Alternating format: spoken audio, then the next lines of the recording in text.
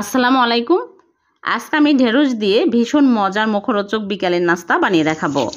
এই নাস্তাটা খেতে ভীষণই মজার হয়, ছোট বড় সবাই অনেক পছন্দ করবে। আশা করছি আপনাদেরও ভালো লাগবে। তাহলে চলুন শুরু করি। প্রথমে এখানে কিছু ঢেঁড়স নিয়েছি, আর ঢেঁড়সগুলো ভালো করে ধুয়ে পরিষ্কার করে নিয়েছি, পানি ঝরিয়ে নিয়েছি। এখন একটা করে নিয়ে টিস্যু পেপার দিয়ে এরকম করে মুছে নেব। তারপরে দুই সাইডের অংশ আমি কেটে ফেলে দিচ্ছি, দিয়ে মাঝখান দিয়ে এইরকম করে কেটে নিচ্ছি পাতলা করে।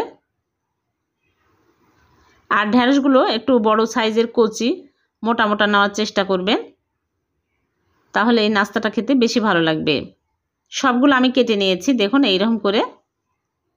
এখন এক সাইডে রেখে দিচ্ছি, আর এদিকে একটা বোলের মধ্যে নিয়ে নিচ্ছি দুইটা ডিম ভেঙে। এখানে আমি দুইটা বড় সাইজের ডিম ভেঙে নিচ্ছি,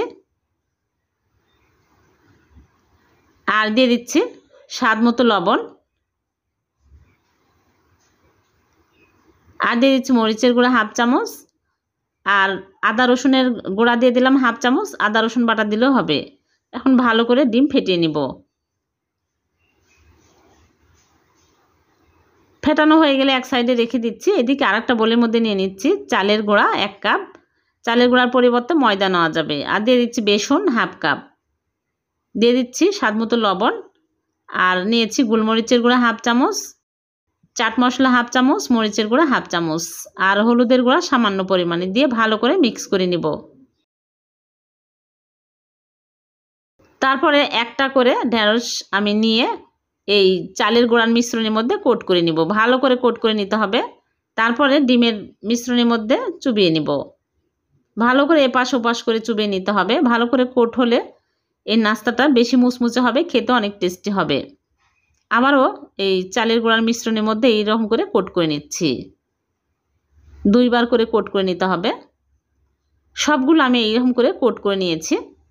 এখন এগুলো আমি তেলে ভেজে নেব। আগে থেকেই চুলায় প্যানে পরিমাণ মতো তেল দিয়ে তেল গরম করে নিয়েছি। এখন একটা একটা করে দিয়ে দিচ্ছি।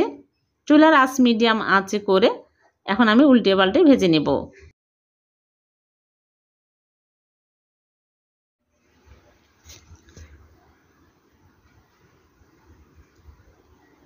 একটু সময় নিয়ে ভালো করে উল্টে পাল্টে ভেজে নিতে হবে, তাহলে ক্রিস্পি হবে, খেতে অনেক টেস্টি হবে।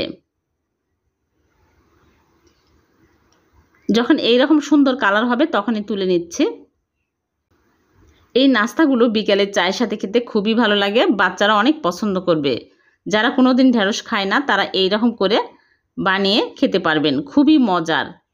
একবার হলেও ট্রাই করে দেখবেন, আর ভালো লাগলে লাইক কমেন্ট শেয়ার করে দেবেন। এরকম নতুন নতুন রেসিপি পাওয়ার জন্য চ্যানেলটি সাবস্ক্রাইব করে রাখবেন, আর পেজ থেকে দেখে থাকলে পেজটিকে ফলো দিয়ে রাখবেন। আবার দেখা হবে নতুন কোনো রেসিপিতে। সে পর্যন্ত ভালো থাকবেন। আল্লাহ হাফেজ।